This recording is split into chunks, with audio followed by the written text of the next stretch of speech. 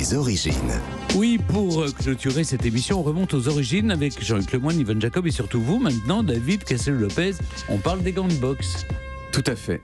Au début de l'année 1994, j'étais en 5e et j'étais ce qu'on appelle un bolos, un souffre-douleur, un bouffon, le chef de ceux qui me faisaient souffrir, parmi tous les gens qui me faisaient souffrir, depuis le début de la 6e, il s'appelait Yann. Il m'insultait, il m'humiliait et tout le monde rigolait et moi je souffrais beaucoup, tout le temps. Et puis, un jour, Yann m'a insulté une nouvelle fois, pas de façon particulièrement violente, beaucoup moins violemment que ce qu'il avait fait plein de fois par le passé, mais c'était une fois de trop. Et là, j'ai explosé et je lui ai envoyé mon poing fermé de toutes mes forces sur le côté droit de sa gueule.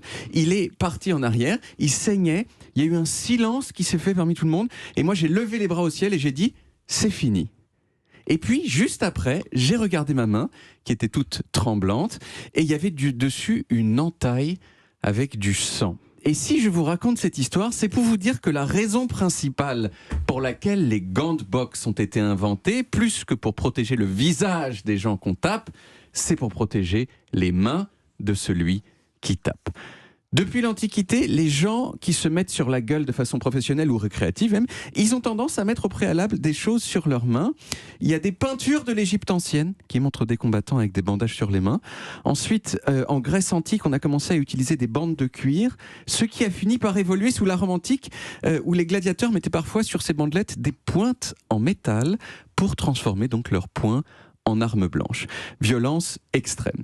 Alors ensuite, le fait de ces espèces de proto-box ont été oubliées pendant très longtemps, pendant 1000 ans, jusqu'au XVIIe siècle en Angleterre. L'Angleterre, c'est là d'où vient la boxe moderne, hein, c'est pas pour rien qu'on appelle ça la boxe anglaise. Mais en Angleterre, au XVIIe siècle, la boxe avait pas de gants ni de règles d'ailleurs. On se tapait dessus comme on voulait. C'était une sorte de MMA du XVIIe siècle. On avait par exemple tout à fait le droit de taper les gens qui étaient tombés par terre, comme d'ailleurs aujourd'hui, toujours dans le MMA. Il n'y avait pas de catégorie non plus. Les gars de 100 kilos, ils pouvaient combattre contre des poids plumes. qui était avantagé quand même. Mais exactement. Et ben du coup, les gens de 100 kilos contre les gens de 60, ils gagnaient. Voilà, c'est comme ça. Et puis au milieu du XVIIIe siècle, il y a un monsieur anglais qui s'appelait Jack Broughton et qui a un petit peu codifié tout ça. C'est lui qui a introduit l'ancêtre des gants de boxe. Pourquoi ? Eh bien parce qu'il voyait trop de gens se faire très mal aux mains en tapant les visages. Et aussi parce qu'avouons-le, quand on a les poings nus, la peau a tendance à s'ouvrir un petit peu plus, ce qui fait désordre. Mais les gants de boxe, ils ne sont pas devenus courants avant le milieu du 19e siècle et dans leur forme actuelle avant la fin du 19e. Et ils ont eu une conséquence assez contre-intuitive, c'est que comme ils protègent les mains, ils permettent de taper beaucoup plus fort, et en particulier de taper beaucoup plus fort sur la tête et le visage, qui sont particulièrement durs. Donc, avec l'arrivée des gants de boxe, la boxe, d'une certaine façon, n'est pas devenue moins violente, mais plus violente. Bon, il y a un dernier problème. Les gants de boxe, on appelle ça des gants, mais c'est pas des gants, hein, c'est des grosses moufles.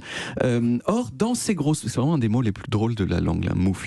Ce sont de grosses moufles. Or, dans ces grosses moufles, on peut dissimuler des choses. Je me souviens bien des dessins animés de mon enfance où il y avait des personnages genre Bugs Bunny qui cachaient des fers à cheval dans ces gants de boxe. Mais il y a des exemples de ça dans la vraie vie. Pas des fers à cheval, mais autre chose. En 1983, il y a eu un match célèbre entre Billy Collins Jr., qui était une star montante des poids super welter, c'est-à-dire des gens qui pèsent entre 66 et 69 kilos, et Luis Resto, un boxeur portoricain. Luis Resto, il a défoncé la gueule de Billy Collins. J'ai vu les images, c'est très triste à voir. Sauf qu'à la fin du match, on s'est rendu compte que Luis Resto, il avait des gants pas conformes. Non seulement il avait enlevé un petit peu du rembourrage qu'il y avait à l'intérieur de ses gants, mais il avait mis en plus dedans, enfin c'était son coach, il avait mis du plâtre. Et cette histoire, elle a fini très tristement parce que Billy Collins, il a été tellement blessé au visage par ce match qu'il a perdu la vision nette à l'un de ses yeux, ce qui a fait qu'il a dû arrêter la boxe, ça l'a complètement déprimé et il est mort l'année suivante dans un accident de voiture à 22 ans.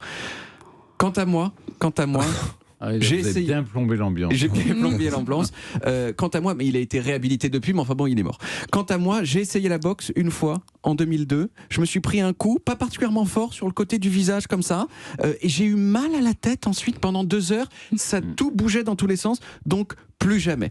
Quant à l'histoire avec Yann, je peux la terminer. C'est qu'à partir du moment où je lui ai mis mon poing sur la gueule, tout est allé pour le mieux. J'ai cessé d'être humilié, comme quoi, ce n'est pas un appel à la violence. Si. Mais c'est Clairement une incitation à la violence. Il paraît qu'à chaque match de boxe, on perd des neurones. Enfin, je parle pour les combattants. Oui. C'est que chaque fois qu'on vous donne un coup sur la tête, on perd des neurones. Même des chocs, les ballons de foot, je crois. footballeurs. Les sur les ballons de têtes. foot, oui, ils ont plus de démence sénile que les autres. Oui, parce qu'on perd des neurones. Parce qu'on perd des neurones. C'est terrible. Hein. Tout à fait. Enfin, C'est le pour tout, ça. c'est que vous gardiez les vôtres. Ouais. David, merci David Cassel-Lopez. On retrouve les origines en podcast sur toutes les applis audio et en vidéo sur YouTube Dailymotion et sur le site europe1.fr où vous pouvez également retrouver toutes nos émissions.